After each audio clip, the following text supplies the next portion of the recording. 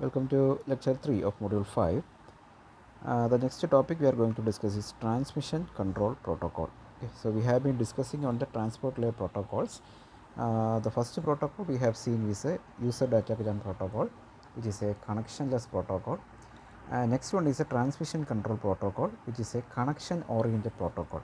So what do you mean by connection oriented protocol? So in order to transfer information between sender and receiver, we have to establish a connection in prior. After that only they can transmit the information. So it is this methodology, this connection establishment, due to this implementation of this connection establishment, this protocol is said to be a reliable protocol, okay, compared to our UDP. Okay, so let us go into the details of TCP. TCP provides a connection oriented reliable byte stream services. Okay, it provides a connection oriented, it is reliable and byte stream services. Okay, so from the application, above the transport layer, so we have the transport layer. Above the transport we are having application layer. Okay, so from the application layer, uh, bytes of informations are coming from the application layer. Okay, so from application layer, bytes of informations are coming towards the transport layer. So it provides byte stream services. Okay, so streams of bytes are coming from the application layer, and those streams of bytes are supported by the transport layer. Okay, so the term connection oriented means the two applications using TCP must establish a connection. Okay, so connection oriented means that the application or the process that is using the TCP must establish a TCP connection with each other before they can exchange the data. Okay, so they have to establish a physical connection. Only after that they can perform the data transfer. Okay, next point is it includes flow control. Okay, that is another point, flow control. Okay, so the first point you have here, the main point is connection oriented. Okay, and next it includes flow control mechanism. Okay, so flow control, it means that if a sender is transmitting information to receiver, then this receiver will be having certain capacity, that is certain limitations of receiving the bytes. Suppose the receiver can receive only up to 8 bytes or 6 bytes or 5 bytes at a time. Okay, 5 bytes can receive only 5 bytes. Okay, so from the source only 5 bytes of information can be transmitted at a time. Otherwise the congestion will be, otherwise it can leads to congestion. Okay, so this is called flow control mechanism. So based on the receiver's capability only, the source will send the information to the receiver. Okay, so that is called flow control mechanism. So that is actually included in the TCP. Okay, so this mechanism is included in the in the TCP. Okay, so since the flow control is implemented, it is also implementing congestion control. So it means that the TCP is capable to avoid or to prevent the congestions that are occurring in the network. Okay, so if a sender is sending information to a receiver, okay, it will be transmitted through network. Okay, it will be transmitted to the network. So there can be congestion in the network also. Okay, there can be congestion in the network. So that congestion can be taken care of by this TCP. Okay, TCP can check whether any congestion is occurring. If it is occurring, it can remove the packet. Okay, so all those things can be taken care of by the TCP. Okay, so flow control, congestion control, connection oriented protocol. Okay, these are the highlighted points in the TCP. Clear? So these are the main points in the TCP. Clear? Now, as I told that in the previous when we studied in UDP, we have told about port address. Okay, so when a process is communicating with another process, each process is identified by a port number or a port ID. Okay, using that port ID only, they can send that packet from one process to another. Okay, So each side of a TCP connection, okay, at each end of a TCP connection, this is one end and this is another end, okay. At each end of a TCP connection, there is a identifier that is there is a point called socket. Socket is available at the both end of the TCP connection. So this is one TCP connection, this is another TCP connection, okay. So this socket, this process is attached with this socket and this process is attached with this socket, okay. This socket is can be identified by a parameter, by two parameter, which is the IP address as well as the port number, okay. For this TCP connection, here this socket can be identified by port N and this corresponding IP address, and this socket can be identified by this port address as well as the corresponding IP address, okay. So each TCP connection has a socket which can be identified by the pair IP address and the port number, okay. So the socket is nothing but the end of this TCP connection, okay. Now we are going to see the different facilities provided by the TCP. Okay, these are the main features of the TCP. So first one is the stream data transfer. Okay, this I have already explained that in the transport layer we are having above the transport layer we are having what, the application layer. Okay, so the data coming from the application layer is in the form of bytes. Okay, streams of bytes. It is in the form of continuous stream of bytes. Okay, so these continuous stream of bytes, so these are continuous stream of bytes. These continuous stream of bytes are actually grouped into a segment. Okay, this is called a segment. Okay, and this segment is actually passed to the IP. Okay, it is passed to the IP for transmission. Okay, so this is the process that is called a stream data transfer. Okay, from the application layer, any amount of bytes can be transmitted, transmitted from there. Okay, what the transport layer does, the transport layer just combines all that bytes and forms a segment, and this segment is passed to the IP for transmission. Okay, so that is called a stream data transfer. It is called a stream data transfer. Okay, TCP transfers continuous stream of bytes. TCP does this by grouping the bytes in the TCP segments, okay, which are passed to the IP for transmission. Next is the reliability. So what is reliability? TCP assigns a sequence number to each of the bytes transmitted and accepts a positive acknowledgement from the receiving TCP. Okay, so here normally we have seen that we will be numbering packet or we will be numbering the segments, but here in TCP, here actually not the segments are numbered, here each bytes are numbered. Okay, so we are having the following bytes, okay, and these bytes are grouped into segments, and each of these bytes will be having a particular sequence number.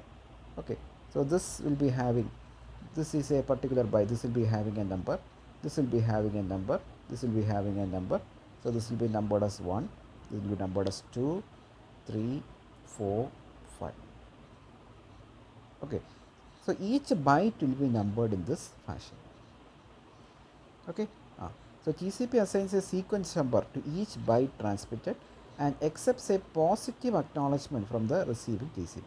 Okay, so they have found that this segment is having 5 bytes, 1, 2, 3, 4, 5. Okay, and this will be transmitted. Okay, this will be transmitted. When this when it is received by the receiver, they will send an acknowledgement. Acknowledgement will be having the acknowledgement of the next acknowledgement will contain the sequence number of the next byte to be transmitted. So acknowledgement will be having ACK 6. Okay, that is a mechanism. So acknowledgement will give the will be telling the next byte to be transmitted. Okay. So if the acknowledgement is not received, okay, acknowledgement from the receiving TCP. If the acknowledgement is not received within a timeout interval, the data is retransmitted. If this acknowledgement is not coming, then this segment is again retransmitted. Okay, so that is the main concept of reliability, retransmission. Okay, retransmission is the main concept. Acknowledgement and retransmission is the main concept in the reliability concept. Okay, main point in reliability concept. Okay, the receiving TCP uses the sequence number to rearrange the segment when they arrive out of order and to eliminate the duplicate segments. So which means that at the receiver side, when these bytes are transmitted, when this segment of bytes are transmitted, at the receiving side they will check the order if it is in order. Okay, if it is out of order, then it will be it is out of order, then they will rearrange at that particular receiving side. Okay, for example, suppose suppose we are transmitting in the order, the sender is transmitting in the order 1 2 3 4. This is the segment. Okay, at the receiving side we are getting in the order 1 3 4 2. Okay, by looking at this sequence they have understood that it has been the byte sequence has been rearranged. Okay, it is in out of order. Okay, so they will rearrange it. Okay, and they will rearrange it and get the correct order. Sometimes there will be duplicate bytes will be received. There may be instead of 2, instead of 3, there will be again 2 will be received. So 2 times the byte 2 will be, the sequence number 2 will be received. Okay, in that case 1 will be eliminated. Okay, 1 will be eliminated. Okay, so all those things are done here. Okay, clear? So reliability mainly shows the concept acknowledgement, this retransmission, and what the order. Okay, this order of execution. Okay, order of transmission, order of the transmission using sequence number. Okay, this is the main concept in reliability. Okay, so 2 points covered: stream data transfer and reliability. Next one is flow control. We have been repeating this concept. The receiving TCP indicates to the sender the number of bytes it can be received beyond the last received TCP segment without causing overrun and overflow with its internal buffers. Okay, so we are having two TCP. Okay, at the sender side we are having a TCP, sender side TCP, and the receiving side TCP. Okay, so before if the sender is trying to send, before that sender is trying to send the information, the receiver will inform the sender that I have only this much capacity, I can accept only this much bytes of information. That information will be transmitted by the receiver to the sender. Okay, based on that the sender will control the flow of data from sender to receiver. Okay, ഇപ്പോൾ receiver പറയും, നേരത്തെ സെൻറ്ററിൻ്റെ അടുത്ത് പറഞ്ഞേക്കും എനിക്ക് ഇത്ര accept ചെയ്യാൻ പറ്റുള്ളൂ എന്ന് പറയും. അപ്പോൾ അതനുസരിച്ച് മാത്രമേ സെൻറ്റർ ഡാറ്റ അങ്ങോട്ട് കൊടുക്കത്തുള്ളൂ. ഓക്കെ, കാരണം അതിനുള്ള ബഫർ, അതിനകത്തൊരു ഇൻറ്റേർണൽ ബഫറുണ്ട്. The center will be having, the receiver will be having an internal buffer. The buffer can store only 5 bytes. Okay, so the receiver will say that I can have only 5 bytes, you send 5 bytes at a time. Okay, if it is more than 5, it must be discarded. It will have to be discarded. Okay, that is called flow control. Clear? Next is multiplexing.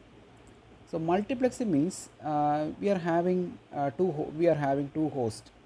We are having this is host 1 and this is host 2. Okay, host 1 and host 2. This a single host will be running many processes, P1, P2. This is also running many processes, P1, P2. Okay, many processes are run simultaneously. Okay, so since many processes are running in a single host, each process will be given a separate port number. I have already told this concept. Okay, so each process will be identified by a port number. So each process will be having a unique port number. Okay, clear? So this is the concept of multiplexing. To allow many processes within a single host, use TCP communication facilities simultaneously. The TCP provides a set of addresses or ports with each host. Each ഓരോ ഹോസ്റ്റിനും നമ്മൾ ഓരോ പ്രോസസ്സിനും we will be giving separate port address. Okay, in this case it can support multiple processes in a single host. Okay. Next, logical connection. The reliability and flow control mechanism described above require that TCP initializes them and maintains certain status information, okay, for each data stream. Clear? To maintain this reliability,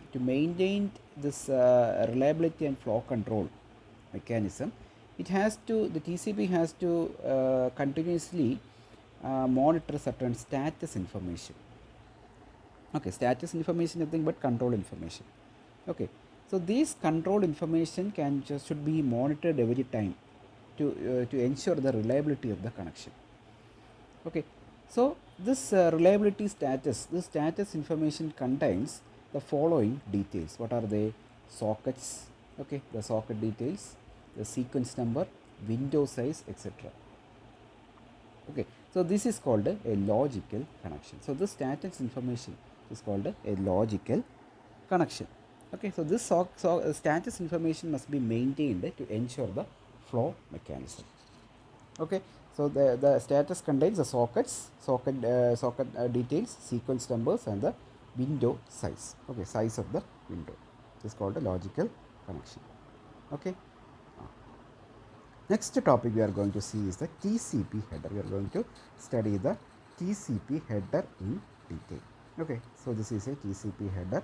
It is a 32-bit header. Okay, and it is having this much fields. Okay, what are those fields? We are going to see. So let us examine each field in detail. Okay, so the first field is a 16-bit source port number and 16-bit destination port number. Okay, I have just explained that each process will be identified by a unique port number. Okay, so the source will be having the source port number, and the destination will be having the destination process will be having the destination port number. Okay, so these fields are actually the end point. This process is actually the end point of the connection. Okay, so each process will be having a unique port number which is actually unique. Okay, okay, and the host can decide which port address can be given to that particular process. Okay, that is decided by the host. Okay, so the port address or the port numbers will be usually starting from 1024. Okay, it is usually starting from 1024. Okay, so each source port number we can have, it is having 16 bits. 16 means 2 raised to 16 addresses are possible. Okay, so here the starting port number must be 1024. Clear? This is the source port number and the destination port number. Clear? Just see the explanation. Source port number, destination port. These fields identify the local endpoint to the connection. Each host may decide for itself how to allocate its own ports. Okay, so each host can decide to allocate the port number. It must be start from 1024. Okay, so next is the sequence and acknowledgement number. Okay, sequence and acknowledgement number both are 32-bit.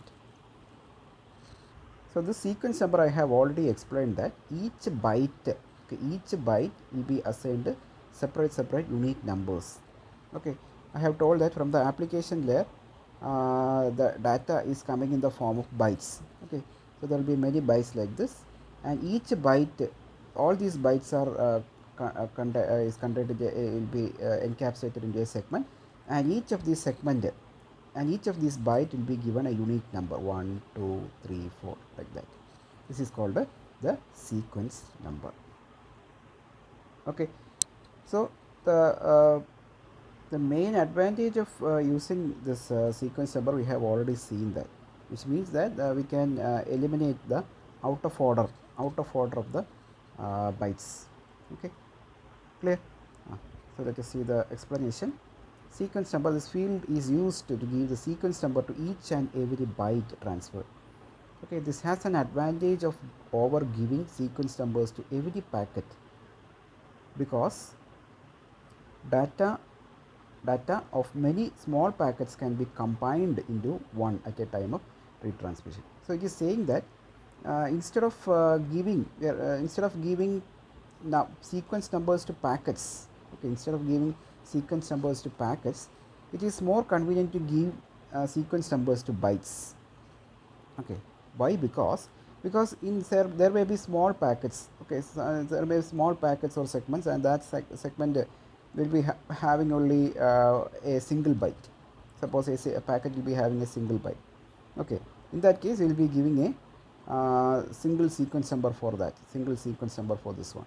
Okay, here also we will be giving a single sequence number for another packet.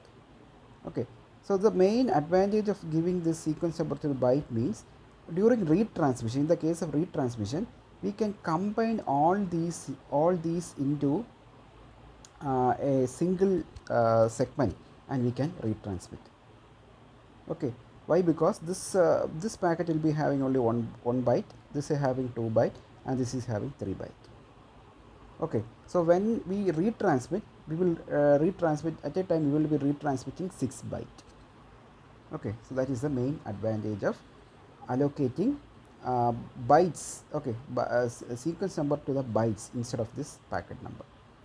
Okay, this is the main advantage. Clear? Next is acknowledgement. Acknowledgement, ACK, 32-bit acknowledgement number. So acknowledgement, I have already told that if I am already send 5 packets, 5 segments, or 5 bytes. Okay, I have sent 5 bytes, 1, 2, 3, 4, 5. Okay, I have already sent to the receiver. Okay, from the receiver I will be getting a acknowledgement saying that ACK, I want ACK 6. That is the next byte to be transferred is 6. Okay, so the acknowledgement will be containing the next byte expected from the source. Okay, this is the main advantage of this, is called the acknowledgement. Clear? So ACK signifies the next byte expected from the source. The ACKs are cumulative instead of selective. So we are getting cumulative acknowledgement instead of what? Instead of selective acknowledgement. The acknowledgements are cumulative. Cumulative means what?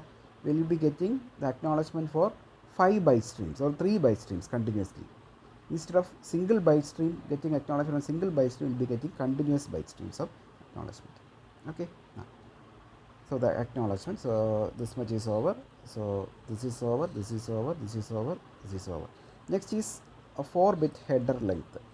Okay, header length, this is a 4-bit field, and this field tells the length of the TCP header.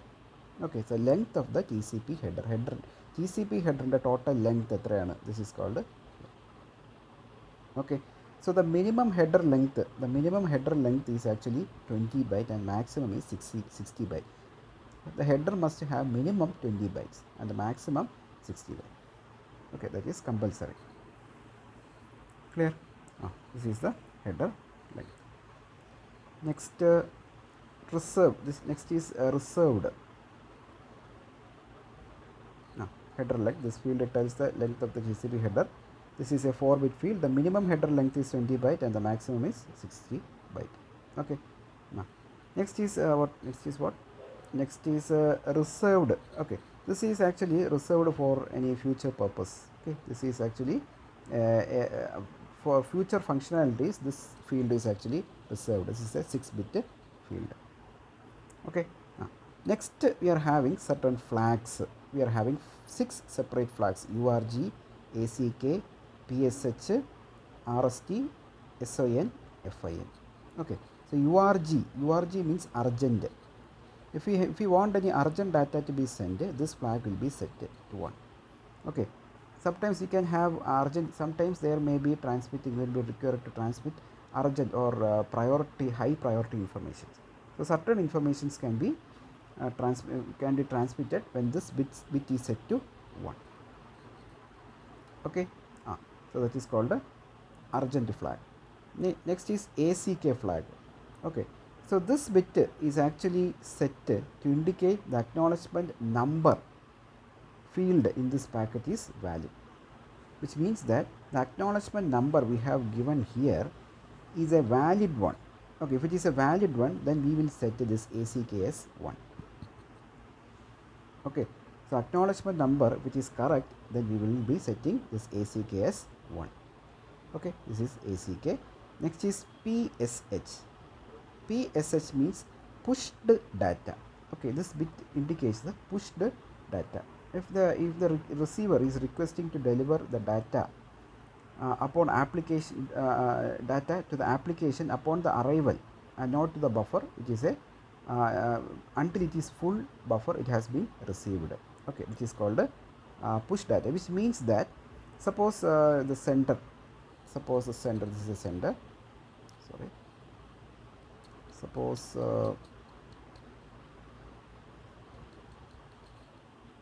sender and the receiver. Okay, and sender is sending single byte at a time. Okay, sending single byte at a time. Is first they have sent 1 byte. Okay, so this receiver will be having a buffer. Okay, the first byte will be stored here, then it will be transmitting second byte, that will be stored here, then it will be transmitting a third byte, that will be stored here.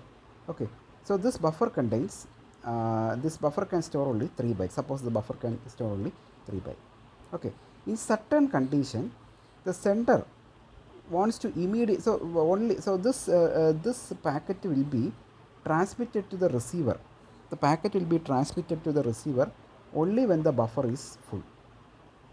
Okay, this buffer is actually not, sorry, this buffer is actually placed at the end of the receiver. Okay, at the before the receiver. So the sender will be transmitting or directly transmitting this bytes to this buffer. Well, only when the buffer is full, this data is transmitted to the receiver. ആദ്യം ബഫറിൽ വന്നാണ് store ചെയ്യുന്നത്. Store ചെയ്തിട്ട് അത് നിറയുമ്പോഴാണ് അത് റിസീവറിലേക്ക് കൊടുക്കുന്നത്. Okay, അപ്പോൾ suppose the sender want to immediately transfer a particular byte to the receiver, not waiting for to store to the buffer. ബഫറിൽ store ചെയ്യാതെ ഇപ്പോൾ എനിക്ക് ഇപ്പോൾ ഇവിടെ ഒരു സിംഗിൾ ബൈറ്റ് വന്നു. Okay, this sender want this single byte to immediately transfer it to the receiver instead of storing it to the receiver. കാരണം ഇത് മാത്രം ഇതിപ്പം ബഫറിൽ വരുമ്പോഴത്തേക്കും they have to wait for the next 3 bits to come. Okay, അടുത്ത 3 bit ഇവിടെ, അടുത്ത 2 ബിറ്റും കൂടെ വന്നാലല്ലേ ഇത് ബഫറിൽ നിന്ന് എടുത്ത് റിസീവറിൽ കൊടുക്കാൻ പറ്റുള്ളൂ. ഓക്കെ, അപ്പോൾ ഇത് ആ ഒരു ബഫർ ഫുള്ളാകുന്നത് വരെ they have to wait. Okay, അങ്ങനെ കൊടുക്കാൻ പറ്റും. This is an urgent data, so this has to be pushed immediately to the receiver. So you cannot wait to store in the buffer. Okay, such data, if the sender want to send such data, in that case this push field, PSH field will be set to 1. Okay, PSH field 1 ആയിട്ട് set ചെയ്ത് കഴിഞ്ഞാൽ നമുക്ക് send ചെയ്യേണ്ട data immediately റിസീവറിലേക്ക് push ചെയ്യും instead of going into the buffer. That is the concept. Okay, that is the concept of PSH. Clear? That is called PSH. Next, RST. RST is the reset. In case of a crash of a host, or if any due to an unwanted reason if the connection has been disconnected, if you want to reset a new connection, then we will set this RST as 1. Okay, next is SYN. So SYN, this SYN means synchronization. This bit is set to 1 in order to establish a connection with the other party. Okay, if the source want to establish a connection with the other party, then this SYN flag will be set to 1. Okay, clear? Then FIN. FIN means if the client, if the second party want to disconnect the connection or release the connection, this FIN flag will be set to 1. Okay, അപ്പോൾ SYN എന്ന് പറഞ്ഞാൽ എന്തിനാണ്? Connection establish ചെയ്യാൻ. FIN എന്ന് പറഞ്ഞാൽ connection remove ചെയ്യാൻ. Okay, അപ്പോൾ ഇതാണ് നമ്മുടെ general purpose flags. Okay, 6 1-bit general purpose flags are the. Okay, that is the purpose of those flags. Okay, clear? ഇപ്പോൾ URG കണ്ടോ, these are the 6 ഇതിൻ്റെ എക്സ്പ്ലനേഷനാണ് പറഞ്ഞിരിക്കുന്നത്. URG, this bit indicates that urgent data needs to be transmitted. ACK എന്താണ്, which is set to indicate that ACK number field in this package is valid. ACK number ഫീൽഡിലുള്ള value valid ആണോ എന്ന് check ചെയ്യുക. PSH, it indicates pushed data. The receiver is requested to deliver the data to the application upon arrival and not to the buffer until and not buffer it until a full buffer has been received. അത് buffer ചെയ്യാതെ ഡയറക്റ്റായിട്ട് അത് റിസീവറിലേക്ക് കൊടുക്കണം. അതാണ് PSH. RST, to reset a connection. Okay, that has become confused due to a host crash or some other reason. Okay, next SON. This bit is used to establish a connection. Connection establish ആണ് SON. The connection request has SON equal to 1 and ACK equal to 0. അപ്പോൾ connection request ചെയ്യുന്ന സമയത്ത് during the connection request SIN, the SON value will be 1 and ACK will be 0. Okay, this ACK will be 0. Clear? The connection reply. Okay, connection reply വരുമ്പോഴത്തേക്ക് when the connection reply is becoming, the SON value will be 1 and ACK will be 1. Why so? Because the client is requesting for a connection with the server. Okay, at that time it will send a connection request. Okay, a connection request ആണ് SYN. Okay, when the server is ready to get connected, it will send an ACK. Okay, അതാണ് ആ സമയത്ത് SON equal, ഇപ്പോൾ ഈ സമയത്ത് SON will be 1 and ACK will be 0. But തിരിച്ച് this time when the connection has been established or when the connection reply has been received, this SON as well as the ACK will be 1. Okay, അതാണ് ഇവിടെ എഴുതിയിരിക്കുന്നുണ്ടോ. Next FIN. What is FIN? It is used to release a connection. Okay, it specifies that the sender has no more fresh data to transmit. Fresh പുതിയ data ഒന്നുമില്ല, the connection can be released. Okay, however it will retransmit any lost or delayed packet. Okay, retransmission നടക്കും, new data will not be given. Retransmission can happen. Okay, next field we are going to see is a 16-bit window size. Okay, so we have already discussed about the sliding window. Okay, so window size, the flow control in TCP is handled using a variable sized sliding window. Okay, so what do you mean by sliding window? Consider a source is sending information to receiver. So we have already told that the informations are sent in the form of bytes. Okay, sequence bytes having sequence numbers. So consider the sender has already transmitted bytes with the sequence number 1, 2, 3. They have already transmitted it. Okay, so after when the receiver receives these 3 bytes, the receiver will reply with an acknowledgement saying that I want bytes starting from 4. Okay, so ACK 4 means the bytes 1, 2, 3 has been already received. That is the meaning. Okay, so this receiver, it will be having a sliding window. The sliding window size is 3 byte. Okay, which means that it can accommodate 3 byte. That is, the sender can send 3 byte at a time. Okay, the sliding window is having 3 byte. Here the window size is 3. Okay, so it can accommodate 3. So window size equal to 3. It can accommodate 3 byte. Okay, so in the acknowledgement it is said that the acknowledgement is 4. It means that it must receive, it must send, the sender must send the bytes starting from 4. Okay, so how many bytes he can send? He can send at a time 3 bytes. Okay, so the sequence number is 4, 5 and 6. So he can send next he can send what? 4, 5 and 6. Okay, so this window size decides the next window size decide how many bytes can be transmitted next. Okay, that is the meaning. Clear? So the flow control in TCP is handled using a variable sized sliding window. This is a sliding window. The window size field tells how many bytes may be sent starting at the byte acknowledged. Okay, so the window size will tell how many bytes can be transmitted starting at the byte what? Starting at the byte acknowledged. Okay, so here the acknowledged byte is 4. Starting with the 4, how many bytes he can send? The 3 bytes, 4, 5 and 6. Okay, that is the meaning. Now the sender can send the byte with the sequence number between ACK number to ACK number plus window size 1.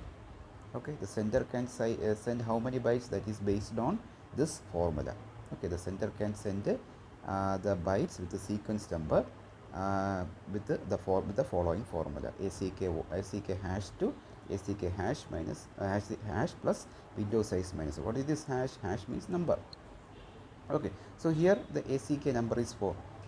Okay, so here it is ACK4 to ACK4 to ACK4 plus window size minus 1. Okay, what is so ACK4 minus 4 to ACK4 plus what is the window size? Here the window size is 3. Window size minus 1 is what? 2. 3 minus 1, 2. So 4 plus 2 is 6. So that means next byte that is transmitted is from the sequence number 4 to 6. Okay, that is the meaning. Clear? Clear? So here the flow control is actually handled by this window, sliding window. Clear? This is the concept. Okay. The next field, I have already completed this one. The next field is 16-bit TCP checksum. TCP checksum. So checksum is a 16-bit field. It is also actually implemented to provide reliability, and this checksum will help to detect any misdelivered packet. If any packet has been not delivered, that can be detected by this checksum. Okay, that is the function of checksum. See, this provides a checksum. This provides for this is provided for extreme reliability. TCP checksum computation helps to detect misdelivered packets. Okay. The next field we are going to discuss is the urgent pointer. This is a 16-bit field. Okay, we have already come across this urgent flag, URG flag. So this flag will be set if any urgent data needs to be transmitted. Okay, so what is that urgent data? That is represented here. Okay, suppose we are having a segment which is having 5 bytes, 1, 2, 3, 4, 5. Okay, with the sequence number 1, 2, 3, 4, 5. This is the sequence number. Okay, so consider our urgent urgent data is starting from 3. Okay, our urgent data is starting from sequence number 3. From 3 it is starting.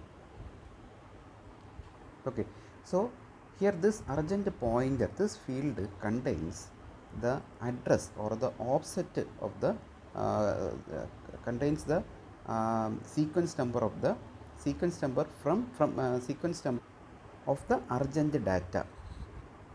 Okay, so the offset of the current sequence number of the urgent data. Okay, അതാണ് ഇതിനകത്ത് ഉണ്ടാവുക.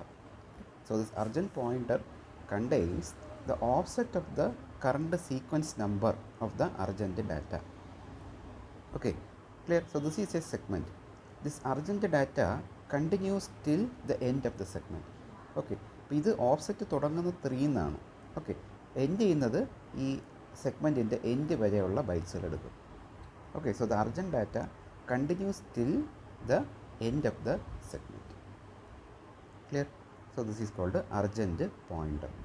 Okay, look at the statement. Urgent pointer, it indicates a byte offset from the current sequence number. Look at this byte offset from the current sequence number at which urgent data are to be found. Okay, the offset address of the sequence number from which the urgent data is found. Okay, the urgent data continues till the end of the segment. Okay, from that offset the bytes will continue till byte continuing till the end of the segment will be taken as the urgent data. Okay, that is called the urgent pointer. Okay, The next field, is the option field. Okay, this is actually optional. If any additional facilities or extra facilities are required, we can add this field, option field. Okay, so this extra facilities can be provided. Suppose if we want to increase the segment size, or maximum segment size, we can do it by using, we can do it by mentioning this in this field. Or also we can increase the window size. Window size can be also increased, and that can be depicted in this field. Okay, that are the options, option field. Options provide a way to add extra facilities not covered by the regular header. The regular header may not be covering all the facilities. In order to add extra facilities, we can do it by using the option field. Okay, what are the the following are the examples of the extra facilities. First one is maximum segment size. At the time of handshake, both sender and receiver inform each other about their capacity. So handshake, we will learn about that connection establishment procedure. So for a connection establishment, a mutual handshaking protocol is there that we will discuss in the next video. So during that handshake, the sender and the receiver will inform about the total segment size or the capacity of the segment. That maximum segment size will be informed between the sender and the receiver. Okay, based on that segment size only they can transmit information. Okay, that is called a maximum segment size. Next is window scale option. That can be used to increase the window size. Okay, we can increase the window size. It can be specified by telling the receiver that the window size should be interpreted by shifting it left by specified number of bits. Okay, so how can we increase the window size? By shifting the window to the left. Okay, lift the number of bits. Okay, left side like number of bits expand ചെയ്യുമ്പോഴത്തേക്കും we can increase the windows size. Okay, that is the method of increasing the window size. Clear? The last field is the data field. This is the data field. This can be of variable size. Okay, this is the original data that we are going to send. TCP knows its size by looking at the IP size header. Okay, so this data can be of variable size. The TCP will be getting the size of the data from the IP header. Okay, IP header and the data size അത് എടുക്കും. കാരണം IP ഹെഡറിൻ്റെ മേളിലാണല്ലോ we are encapsulating a TCP header. Okay, so the data size will be known in the IP header. From that they will take the size of the data. Okay, clear? This is the main concept in a TCP header. This will be a short question for your university. Okay, so please study all the field, and you must understand the functions of each field. Clear?